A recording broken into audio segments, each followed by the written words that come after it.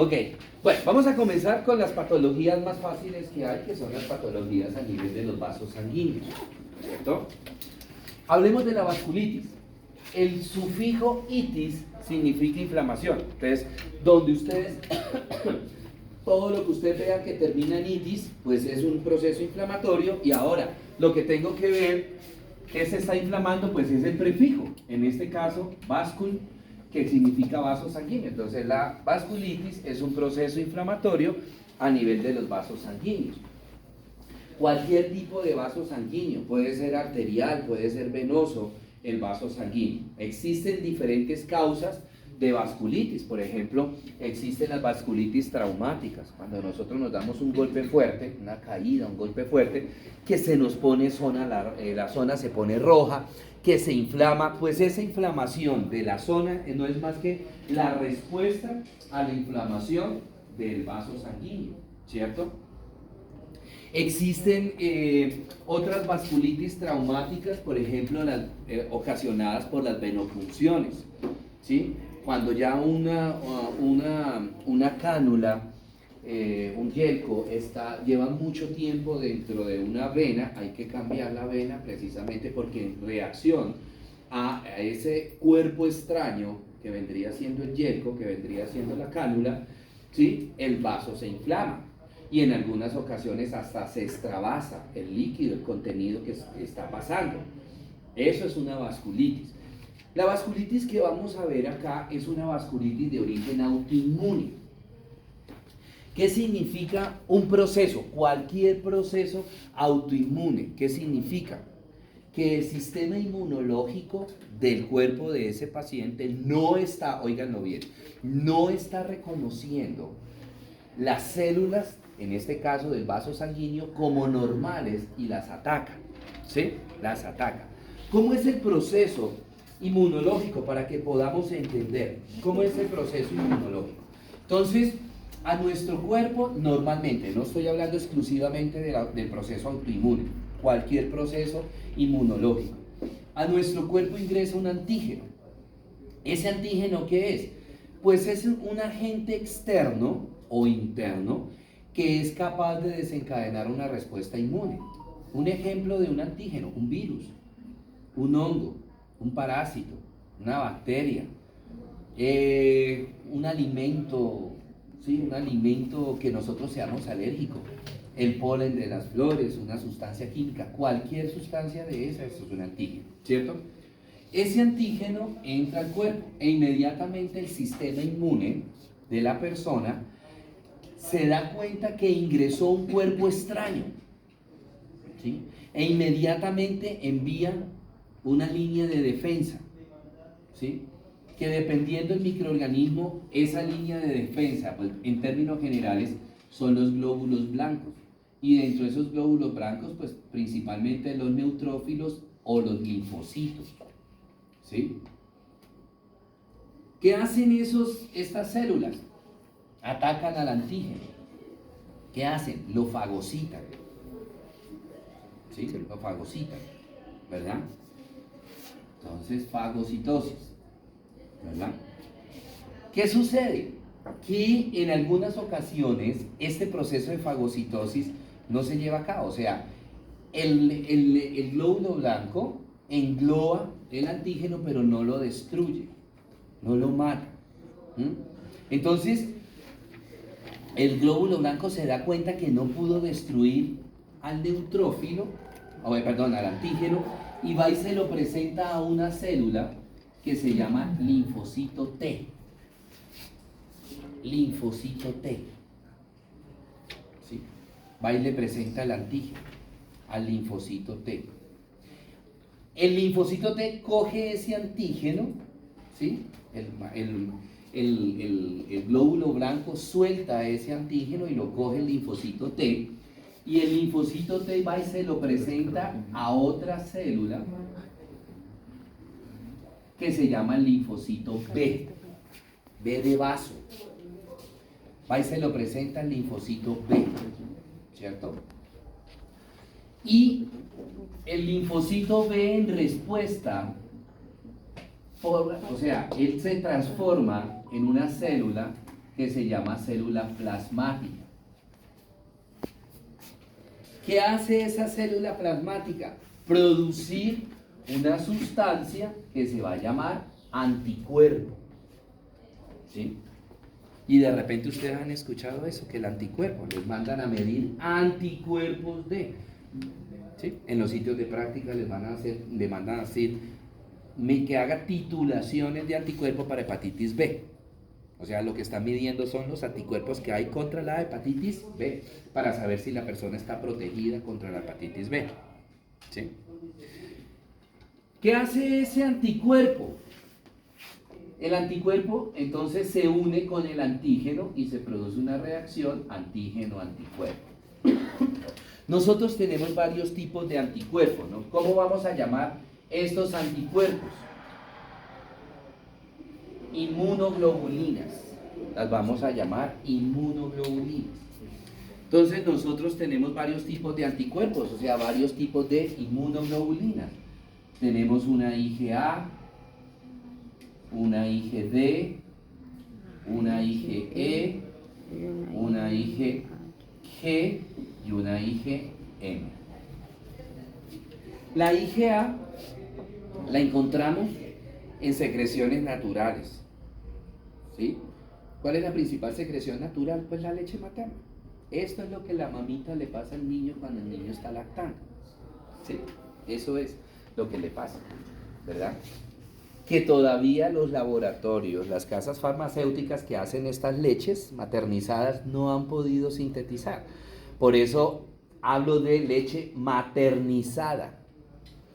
Las leches maternizadas, las que nosotros conocemos, Enfagrow, Nestógeno, NAN, ¿sí? Son muy parecidas a la leche materna en cuanto a su composición, pero no tienen anticuerpos. No tienen anticuerpos. Por eso los niños que no lactan son niños muy propensos a infecciones. ¿Por qué? Porque sí, pueden ser niños muy bien nutridos y toda esa cuestión, pero no hay anticuerpos. ¿Sí? No hay anticuerpos. ¿Correcto? Bueno, la IgD la encuentro en otras secreciones como la saliva. La IgE es la que se aumenta o es la que aparece en procesos alérgicos, parasitarios y enfermedades autoinmunes. La IgE. ¿Sí? La IgG es la que aparece en todas las enfermedades, pero si a mí me dio gripa, IgG. ¿Sí? ¿Qué me dice la IgG cuando yo mando a cuantificar anticuerpos? Lo primero que me miden es IgG. ¿Qué me mide IgG? Contacto pasado. Contacto pasado. Entonces, si ahorita ustedes les hacemos titulaciones, todos nos hacemos titulaciones para COVID, ¿qué nos van a medir? IgG. Nos van a medir IgG. La IgG puede dar dos resultados. O que salga negativa la IgG, o sea, 0, o que salga positiva. Entonces me dicen cuántas diluciones. ¿Sí? ¿Qué significa? Damos el ejemplo del COVID. ¿Qué significa que yo me mande a hacer titulación de anticuerpos para COVID y me van a titular IgG? Significa que nunca, never in the puercal life, he estado en contacto con el virus del COVID. Nunca. ¿Quedó claro eso? Nunca. Si sale positivo, en algún momento de mi vida, ¿qué? Pasada, estuve en contacto con el virus del COVID. Señora. No sé si puedo la pregunta, ¿no? Pero... Vos los que no preguntan. Digamos que a mí nunca me dio, o yo creo que nunca me dio COVID.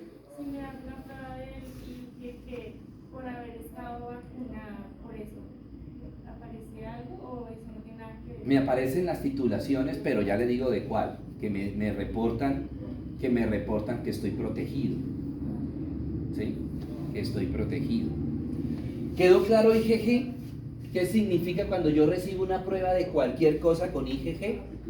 Si sale negativo es que nunca he estado en contacto con esa patología, por así decirlo, o con ese agente etiológico. Si sale positiva quiere decir que en algún momento de mi vida, ¿qué? Pasar. Profe, pregunta. Con esa IgG en el tema del VIH, ¿cómo sería? ¿O no afecta? Igual. Igual. Y si aparece el... Pero el IgG lo que medimos es, perdón, en VIH medimos es Ah, primero IgG, pero si ya me tengo una prueba positiva, una IgG positiva, pues me toca medir IgM. Listo. IgG, COVID, negativo, nunca estaba en contacto con el virus del COVID. Ojo, no quiere decir que nunca me dio COVID, porque lo que dijo ella, igual, de pronto me dio COVID, pero me dio tan suavecito porque estuve vacunado que no me di cuenta. ¿Sí? Que ya no me di cuenta. O de repente fue esa vez que yo creí que me dio gripa, que era gripa, ¿sí? Y me dio estornudo, mocos y ya. Porque acuérdense que ya las variantes de COVID ahorita no quitan el olfato ni quitan el sabor, ¿sí? ¿Correcto? Entonces, ¿qué pasa? Me salió positiva. Uy, pues pucha, a mí me dio COVID, pero no me acuerdo cuándo. O digo, ah, jue madre, aquella vez que me dio gripa, que me dio mocos y estornudo, esa fue. Pero ya estuve en contacto. Ahora, cuando a mí me sale de lo que yo mando a estudiar, a mí me sale negativa, pues no tengo que hacer más nada, ¿sí? Pero si a mí me sale que una IgG de lo que sea me sale positiva, me obliga a hacer ¿qué? IgM. La IgM me reporta contacto actual. Me salió IgG de COVID positivo. ¿Qué necesito saber? Si hoy, ¿hoy estamos aquí? 8. A 8 de febrero yo tengo COVID. O fue en diciembre que me dio gripa. Entonces me mandan a hacer IgM. ¿Sí? Esa IgM me puede dar positiva o negativa. Si la IgM para COVID que me hago hoy me sale negativa, ¿qué quiere decir? Que hoy no tiene. Correcto, que hoy no tengo COVID. Que no tengo COVID. Pero si me sale positiva, acuártese, compadre. Tiene COVID. Hoy tiene COVID. Con lo del SIDA que su merced me dice. Hice IgG para SIDA, me salió positivo.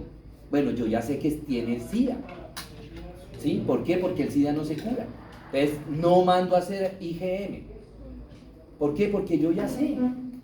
Simplemente que me dice que en algún momento de mi vida pasada yo me contagié con SIDA. ¿Cuándo fue? Pues, ahí sí le dije a mi hijito, mire a ver cuando usted por allá en una discoteca hizo a capela. ¿Sí? Pero como no se cura la persona, ¿para qué le hago IgM si la IgM me va a salir qué? Yo ya sé el resultado. Positivo.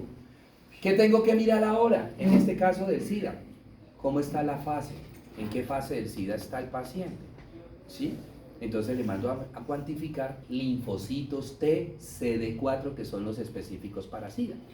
Entonces se le manda a hacer cuantificación del linfocito T, CD4 y de acuerdo a cómo estén esos linfocitos, yo ya sé en qué fase del SIDA está. ¿Sí? Pero pongámosle otro ejemplo para que quede mucho más claro. Hay una prueba que se le hace a todas las maternas, ¿sí? Cuando la paciente va, ¿sí? Ya sea porque el doctor quiero quedar embarazada, entonces quiero hacerme exámenes para saber cómo estoy, o la que suelen hacer ustedes, ¿cierto? Doctor, es que hace 2 meses, había que, despedir las vacaciones, ¿verdad? Entonces estuve con mi novia, que está en mi mismo salón, no le llega el periodo, entonces queremos saber si coroné o no. Entonces se le manda a hacer la prueba de embarazo y de paso le mando a hacer este examen que se llama TORCH. TORCH. No, no, por si de pronto una hermana, un familiar. Torch. Torch, estoy cuantificando varios microorganismos que pueden ser potencialmente malignos para el bebé, no para la mamá. Para el bebé le pueden generar malformaciones al bebé, pueden generar abortos, pueden generar partos prematuros, diferentes tipos de malformaciones cerebrales, cardíacas, corioretinitis, hepatomegalia, bueno, un pocotón de vainas. ¿Sí?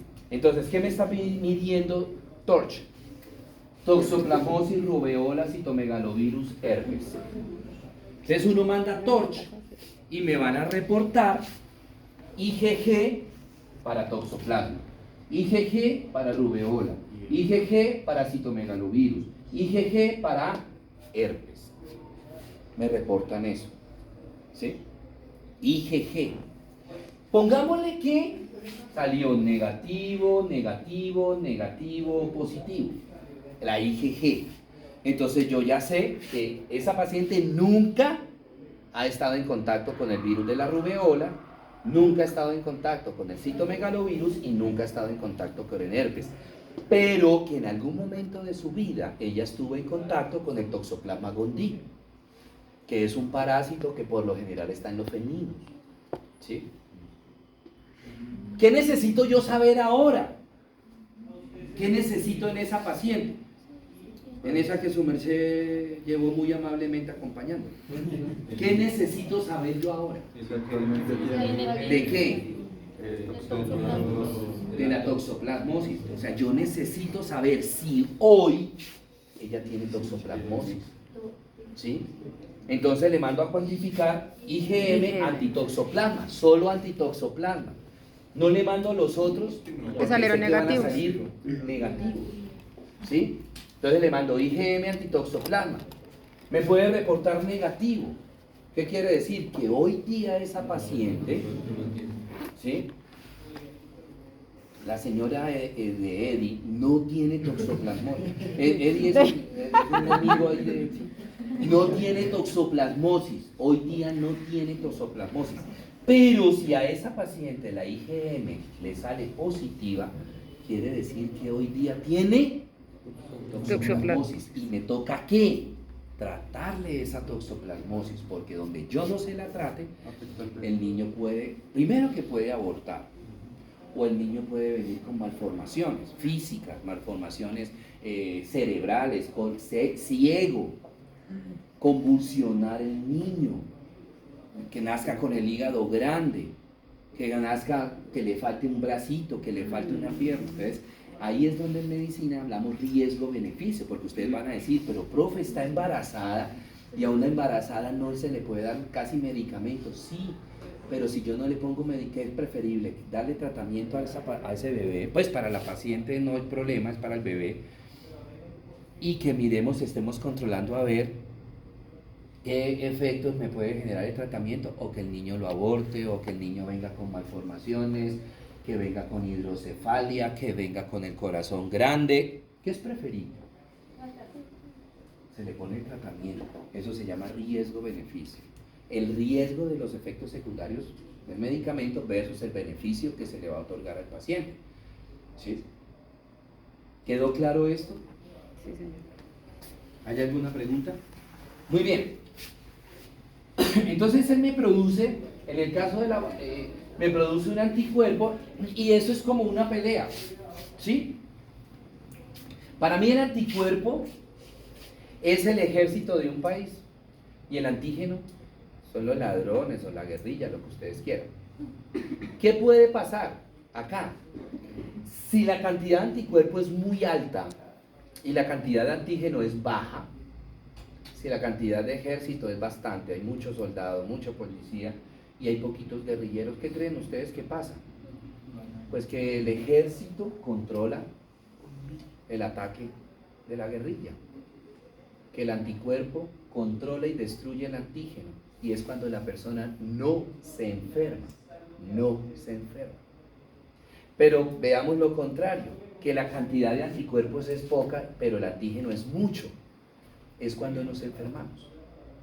Sí, es cuando nos enfermamos, ¿correcto? Esta reacción antígeno-anticuerpo ocurre 24/7, las 24 horas del día, los 7 días de la semana ocurre eso. O sea, nosotros, ninguno de ustedes se baña con solución salina o con lactato de Ringer. Bañamos con agua y esa agua viene contaminada.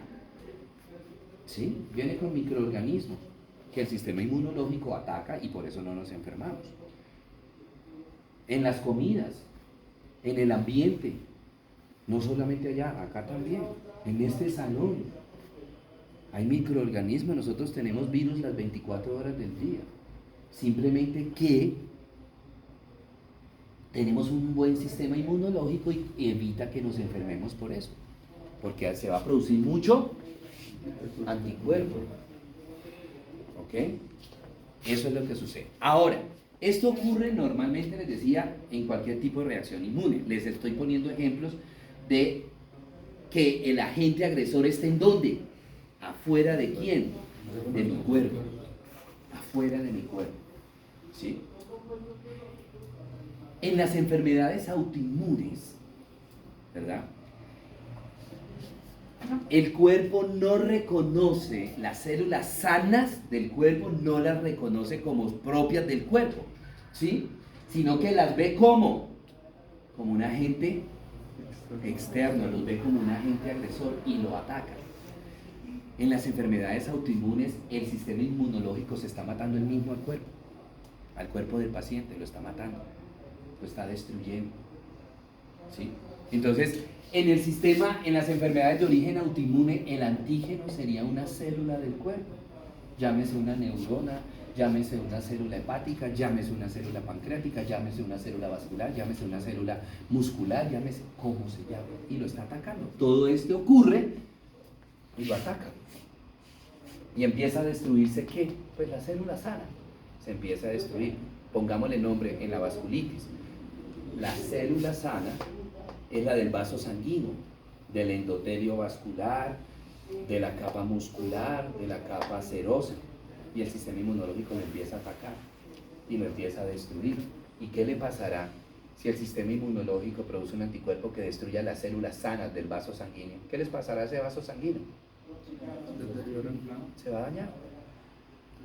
Ahorita lo vamos a ver, sí, se inflama al principio y termina que rompiéndose, destruyéndose el vaso sanguíneo. Pues vimos un vaso largo, vimos un broncograno. Eso es una enfermedad de origen autoinmune. ¿Listo? ¿Quedó claro eso?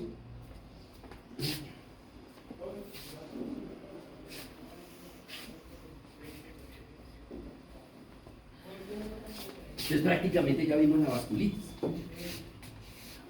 Bueno, ¿cuáles son las capas de un vaso sanguíneo? Para que las entendamos. Entonces, aquí tengo un vaso sanguíneo. La capa más interna se llama la capa íntima o endotelio. Capa íntima o endotelio. ¿Sí? La capa media, la de la mitad, se llama capa muscular. Y la capa de afuera, la más externa, se llama serosa o adventicia. Serosa o adventicia. En una vasculitis autoinmune, el anticuerpo que el sistema inmune produce primero que todo es un anticuerpo IgE. IgE, ¿se acuerdan que lo había apuntado por acá? La IgE se produce cuando estamos ante procesos alérgicos, procesos parasitarios y procesos autoinmunes. Entonces, cuando por ejemplo a mí me mandan a hacer una cuantificación de IgE y me sale positivo, me sale alto, pues positivo no, me sale aumentado por encima del valor normal, pues o tengo una enfermedad alérgica, soy alérgico a algo, o estoy cundido de parásitos, o tengo una enfermedad de origen autoinmune. Entonces ya le toca al médico empezar a ¿qué es? ¿Sí? ¿Hace cuánto que no se pulga? No, como que tengo en cuenta desde que tenía 3 años. ¿Cuántos de ustedes se pulgaron el año pasado? 1, 2, 3. ¿Hace 2 años? ¿Hace 5 años? ¿Quiénes no se han purgado hace más de 5 años?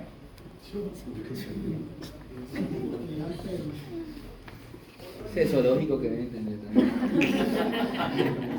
Bueno, entonces, ojo, en la vasculitis de origen autoinmune, ¿por dónde empieza el ataque? El sistema inmunológico comienza a producir anticuerpos que empiezan a atacar las células de la capa íntima, o sea, células de la capa más interna, ¿sí? Entonces se produce el anticuerpo. Imaginemos que ustedes son células de la capa íntima, pum, ataca a esta célula, la destruye, se murió esta célula. Pero, ¿qué particularidad tiene las células de nuestro cuerpo? Que se pueden, ¿qué? Regenerar. Entonces, se destruyó esta célula, la lámina basal, y las células que están alrededor comienzan a generar mitosis y aparece otra célula. ¿Sí? Vuelve el sistema inmune y la ataca. No estoy hablando que el sistema inmune ataque una sola célula, no, ataca muchas células, y lo que les estoy hablando de una ocurre con varias. ¿Sí? Entonces llega el sistema inmune, nuevamente ataca estas células, las destruye, y viene mitosis, las repone. Hasta que llega un momento en que, ¿qué? Pues la mitosis no es permanente, hasta que llega un momento en que se acaba la mitosis. ¿Sí? Hasta que llega un momento en que se acaba la mitosis, ya. Se destruyó, entonces le pregunto, ¿aquí aparecerá célula? No.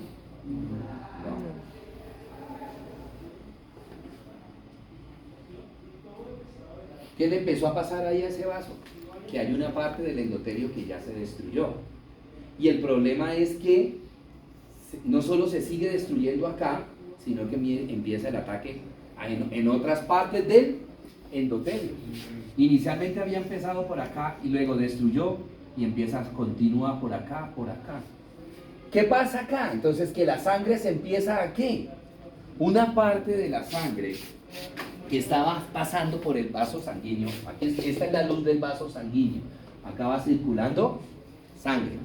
Entonces una parte de esa sangre se empieza a ¿qué? A salir. ¿Y a dónde se va?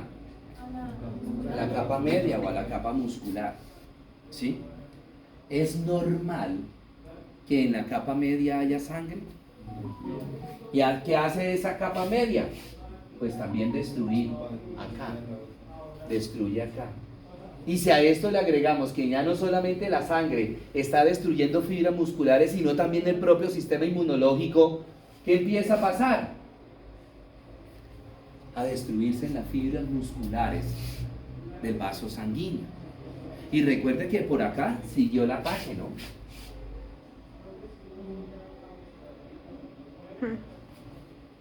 Lo que está pasando acá también está pasando ahí. Entonces la sangre comienza a destruir las fibras que están en el vaso, en la capa muscular, que son fibras musculares, obviamente, que son fibras colágenas y que son fibras elásticas. Esas son las fibras que hay en un vaso sanguíneo, fibras musculares, fibras colágenas y fibras elásticas. Entonces el sistema inmune comienza a producir anticuerpos contra la fibra muscular, anticuerpos contra la fibra colágena, y anticuerpos contra la fibra elástica. Son anticuerpos específicos, ¿sí? Y se va destruyendo. ¿Y qué le va a ir pasando? Que la sangre que sigue circulando, una parte de la sangre se sigue metiendo por un lugar que no debe recorrer, en este caso la capa muscular también, hasta que llega ¿a dónde? A la capa serosa, y hace lo mismo hasta que llega un momento en que se destruyó la capa serosa. ¿Y qué se produce entonces? Hemorragia. Se produce la hemorragia. Inicialmente, pues dependiendo del calibre del vaso sanguíneo, van a ser microhemorragias. Y después, pues lo mismo que sucedió acá. Entonces ya no va a ser microhemorragia, sino macrohemorragia. Las enfermedades de origen autoinmune son lentas. Esto no se va a ver en el paciente a los 15 días, al mes, no, esto se va a ver es con los años en el paciente. Se va a ver es con los años. ¿Sí? ¿Por qué? Lo que les explicaba. Se murió esta célula, mitosis, la regenero. Se volvió a morir, la regenero, hasta que llega un momento en que se cansó. Ahí es cuando ya empiezan a aparecer pequeños, mínimamente los síntomas, pero como son tan bizarros los síntomas, como son tan inespecíficos, pues el paciente no se da cuenta, sino cuando ya la hemorragia es grande. Esta vasculitis por lo general tiende a presentarse más es en los vasos sanguíneos arteriales, principalmente a nivel abdominal, ¿sí? Y a nivel abdominal, principalmente la mayor predisposición se ve a nivel de la arteria renal, a nivel de la arteria mesaraica superior y la mesaraica inferior, principalmente. ¿Listos? Ok.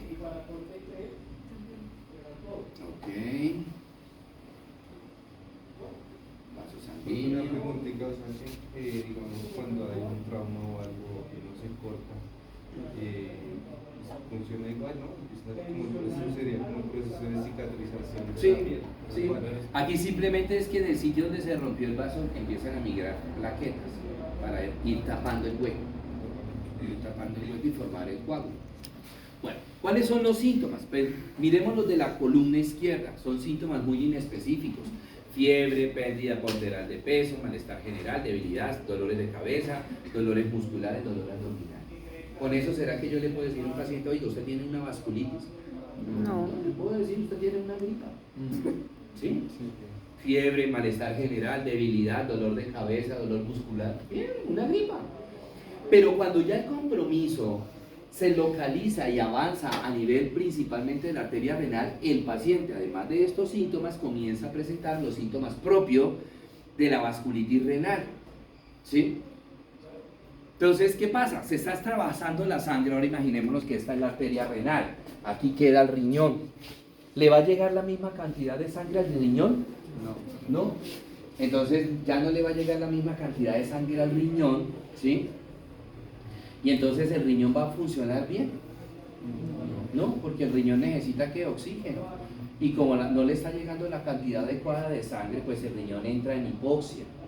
¿Sí? Hipo baja, oxia oxígeno, ya que hay baja oxigenación, hay bajo aporte de oxígeno al riñón, entonces el riñón no va a trabajar a la misma marcha, ¿cierto? Es como cuando, por ejemplo, nosotros estamos trotando, por decir un ejemplo, estamos corriendo o están jugando fútbol, ¿sí? Después de correr y jugar fútbol un buen rato, pues ya nos falta oxígeno, entonces ya no corremos para arriba y para abajo por toda la cancha, sino que ya... que se vayan ellos adelante, yo cuido acá. Yo también. Yo soy el defensa. Aquí en la mitad, no pasan de la mitad de la cancha, no pasan. ¿Sí? Y así lo mismo sucede. Yo hago esas analogías para que entiendan bien la enfermedad. Entonces, cuando ya al riñón no le llega buena oxigenación, el riñón comienza a funcionar mal y es cuando ya aparecen los síntomas específicos de la enfermedad a nivel renal. Entonces estos pacientes van a tener una disminución en la diuresis, ¿sí? Van a tener alteración a nivel de las pruebas renales, boom, creatinina van a salir aumentadas, ¿verdad? Si esto no se diagnostica rápidamente, el paciente puede migrar hacia un síndrome nefrítico y terminar en una falla renal, en una insuficiencia renal. No es común que esto ocurra. ¿Por qué? Pues porque el paciente llega y le dice al médico, doctor, yo estoy orinando poquito, tomo mucha agua y orino poquito, se me están hinchando los pies, ¿sí?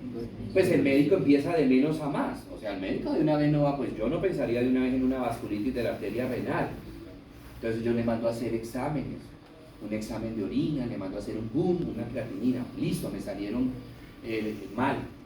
Entonces, bueno, yo busco cuáles pueden ser las posibles causas que me lleven a que el boom y la creatinina salgan mal. Le tomo la tensión está bien. Le mando una glicemia, la glicemia está bien. Le mando a hacer otros exámenes, una depuración de creatinina en orina de 24 horas, me sale mal. Entonces yo ya digo, aquí ya tengo un problema más serio, ¿sí? Y entonces empiezo a hacer exámenes y en una resonancia veo la hemorragia, las pequeñas coagulitos o las pequeñas zonas de hemorragia a nivel de la arteria renal. Envío al paciente a inmunología. En inmunología le hacen pruebas para determinar si la enfermedad es inmune y sorpresa, sí. ¿Listo? ¿Quedó claro la vasculitis? Bueno, muy bien. Preguntas, dudas, inquietudes.